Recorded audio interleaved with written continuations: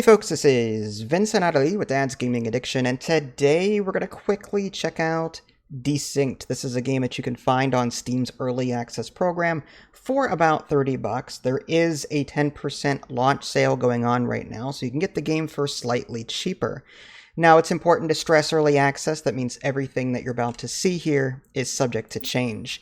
Options menu, real quick. Video, audio, game. Just pause if you want to see any of this in greater detail. Colorblind mode.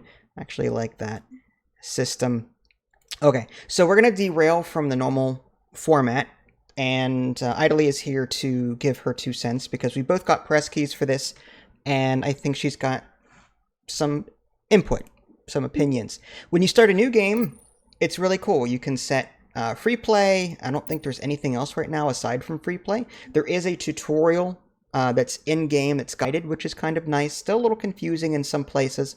There's passive, hostile, and aggressive mode. There's resource richness, so kind of like in Factorio, you can kind of set up your starting world. Blight corruption. We have not encountered Blight yet. This is going to be more of like a first impressions, but it's an enemy that you'll be facing probably, and you are given these laser turrets to fend off whatever may come your way. Plateau amounts. Plateaus contain certain resources. There's a day and night cycle. You can adjust the length, save replay, and all that good stuff. Multiplayer. When you do create a multiplayer game, and this is really cool, you can open it up to the public, or you can create a private session and play with your friends via invite only, or just have people on your Steam's friend list. What I'm going to do is I'm going to load up the game that Aidalee and I were playing here, and I'm going to hit escape, go to, I guess I have to start the server first, and to do that, actually, I might have to go to the main menu again. Multiplayer. I have to start it from here. Host new game, and then, actually, host load game. There we go. Load. That's so weird. And then you have to set friends only or invite only, password, typical password. There's also, in addition to shared co-op, there's separate versus. That's interesting. I hope that in the separate versus mode, you can still work together if you choose to. I sincerely hope that's the case. I hope it's not like a forced PvP kind of thing. Mm-hmm. All right, now that I've created a server, now I've got this server info here. If I hit escape, and I can hit invite friend, and it should have brought up my Steam overlay, but didn't. Okay, so it seems like the invite system is a little bugged. I don't know why, but whenever I clicked invite, it took a good 10-15 seconds for it to come up. But yep, Aidalee on the right-hand side, Pony Slay Station just joined. In this co-op mode, we control everything equally. So she can move things around, I can move things around. And it seems like the gist of this game, it's like an automation factory kind of thing, where you're going to be mining out resources, you're going to be setting up automation. Some of it in the tutorial was a bit vague. I think the tutorial could have done a better job of explaining what's going on. But you can do a number of different things. For example, the game seems to revolve around slots. Everything has slots. Depending on the building type, it has different size slots. So for example, this one little building here that's mining the silica sand, on the left-hand side, you can see that there's an S and another S and then an I and an I. So it has 2 small sockets and 2 internal sockets. Different things that you construct will be able to be inserted into those sockets. As another case in point, there are some medium buildings up here. And if you look on the left, it says medium socket, small socket, internal socket, internal socket. So different buildings will have different slot availabilities. And there is a build menu on the right-hand side, and as you unlock new technologies in this game, you will be able to construct different building types. This medium building section, for example, this middle building says building 2x1 on the top. It has the ability to have 2 medium slots and 4 internal slots, whereas this other medium building is cheaper to build, but it's only 1 medium slot and 2 internal slots. And what are the different things that you can put into these slots? Well, you'll need to click on, say, a building that can construct. One of these medium slots, for example, you can have an assembler in it. And if I click on the queue to the left here, there's little buttons next to the actual slots. You'll see that there's advanced material like circuit boards and beacon kits. And then there's internal components, that's for the internal slots. And then there's small components for the small slots, and medium components for the medium slots, and so on, so on, so on.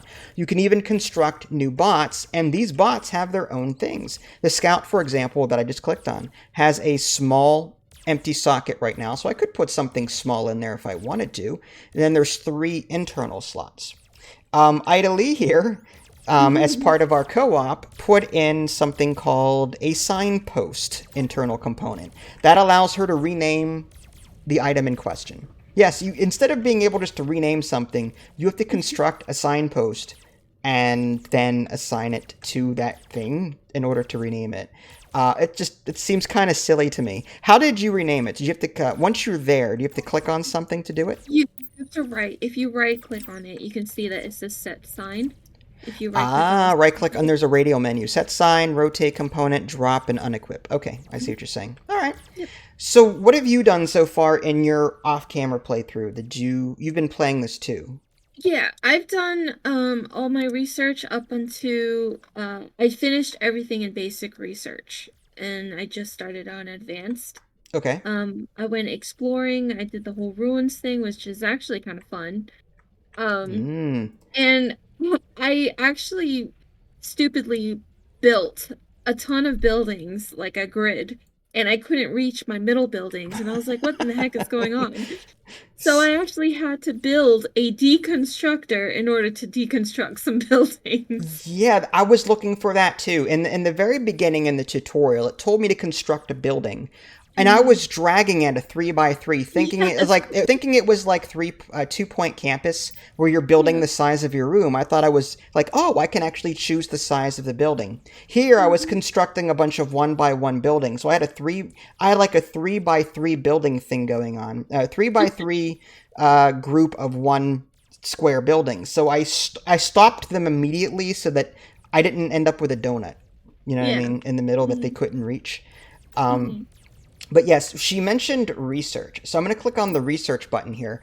And it looks like a total of 13 different categories. If you click on one of them, it brings up more things in there. I can click on one, and then I'm on nanobots, for example. It looks like I need energized plates and circuit boards in order to complete that. So I need to construct energized plates in order to make progress in this research. This other thing is energized plates and silicon.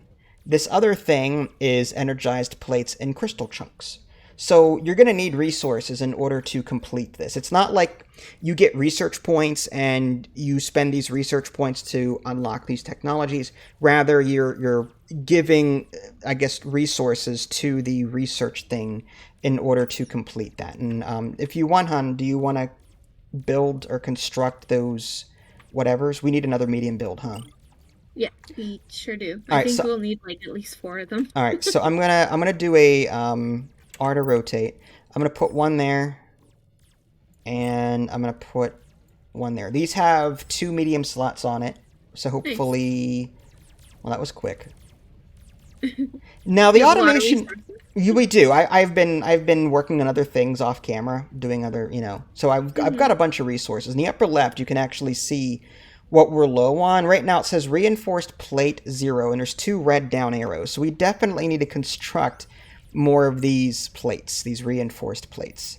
So that's why we can't build this second one right now. I might actually put another a 1x1 medium building maybe, and then just start constructing more of these. So maybe I'll do that and that. But we also need assemblers for that. So we have to come down here. I think we're way too full on... I built a bunch of capacitors, idiot me. So now we've got no more storage here. Let me build a assembler. Actually, 2 assemblers. You can actually change that right here, which is kind of cool. Hit check mark. And let's go ahead and clear room. I'm going to put these Okay. capacitors down somewhere. These Should are I internal, so I can put them in all of these, right? mhm. Should I tell the sand guy to stop storing because he's just gonna fill up with sand? Oh, I see. Yeah, yeah, he can stop storing at this point. The tutorial made us do it. Yeah. So, yeah, we're just going to... There we go. Oh. So what we're doing now is I'm slotting capacitors. They are internal components, so I'm slotting them into these starter one-on-one small buildings here. And in theory, any excess power that we have, they'll start charging that up when we actually need it. So, what do you think so far? I don't want to get too deeply into this because this is more first impressions, but are you enjoying this so far, or are you like overwhelmed? I'm enjoying it. It is really overwhelming though. I'm not a big like I love this type of stuff where logistics comes into play, but my brain cells they get overwhelmed very easily and I'm not the most intelligent person. So I like it when things are really spelled out to me and I like examples and this game really doesn't have enough of that. You It's said you had really to Google something. yeah, I had to Google how to deconstruct. I had to Google how to um, automate a lot of things, like just to pick up um, items from the world. I had to Google it. Um, and Autonauts, I don't know if you've heard of that game before. It's a very cutesy type of game that is very, very, very similar to this, and it explains things so much better. I think. Mm-hmm. But I am having a lot of fun with this. It's really cool. I hate the limited inventory space that each building has. Um, it's like pulling teeth trying to get stuff built just because the inventory slots are so minimal. Mm-hmm. Because not only do they need inventory slots for their input, they need their inventory slots for the output as well. And that can be really crowding, Mm-hmm. I guess. One thing I do like is that you can mine a couple of different ways. You can build a mining module. There's a small component here somewhere. There it is, miner. Small component. You can construct a building, put it next to your deposits like I did, and just throw miners on them. And then you right click on it and they start mining that resource. Hmm. Or you can create a bot specifically for mining. Like this scout here and this worker down here, like I have miners on them. So I can actually move them around and they'll mine as well. And you can even have a worker assigned to a miner and then he'll ferry resources back and forth between the two. So there's a lot of different things you can do, but like Aidalee said, it's not explained very well, in my opinion. Hmm. But yeah, I do like it, and I probably will continue playing it. I don't know. I mean, the price seems to be a bit steep right now for what it is, but then again, we really haven't played enough of it to see how much content is in the game. But apparently, there are ruins that you can explore. That's something that we're going to have to do at some point. Was it anything out of the ordinary there, or do you want to like tease that a little bit? Um, it, there's puzzle mechanics and it's really fun. Puzzles, and in this Mhm. kind of game, like, what do you mean So yeah. puzzles? So like you gotta light up a certain grid, like Uh, certain parts of the grid, and really? yeah, and then the adjacent ones are not lit up. There was another huge puzzle where it's like pipes. You have to rotate the pipe pieces so Mm-hmm. that they all connect. um, Things like that. And you also have to bring resources back to the ruins in order to unlock some stuff. So Okay. it's pretty decent. All right. Well, I think that's a good stopping point here. Again, first impressions, it's fairly good. I'm enjoying it, but I think the game could do better in educating the person how to actually play the game. Mhm. But then again, we are relatively new to it, so I just think if with enough patience, we'll probably get it. But still, I think the game could do better explaining the game. Especially when it comes to logistic stuff, that people aren't too familiar with, like that Zan, Nor, and Or, and things like that, which this game has. Mm-hmm. And that's why I referred to nuts, right? Auto, Autonauts? I don't know. yes. But they're so cute and They have cartoony graphics and they really hold your hand when it comes to teaching. Whereas this one just kind of it explains a little bit like of the basic stuff, but it doesn't actually go it doesn't delve deep enough for Mm-hmm. me. But it's still really enjoyable and I will play it here and there. So yeah. Okay. Well, I think that's a good stopping point. So, yeah, everyone, thanks for watching. If you guys want to check out the game, again, it's on Steam, Steam's early access program for about $30, but it is on sale for a brief time. It does have multiplayer, and you can play co-op or versus, however you like. This is Vince and Aidalee. Thanks for watching. We'll catch you all next time. Take care. Bye guys.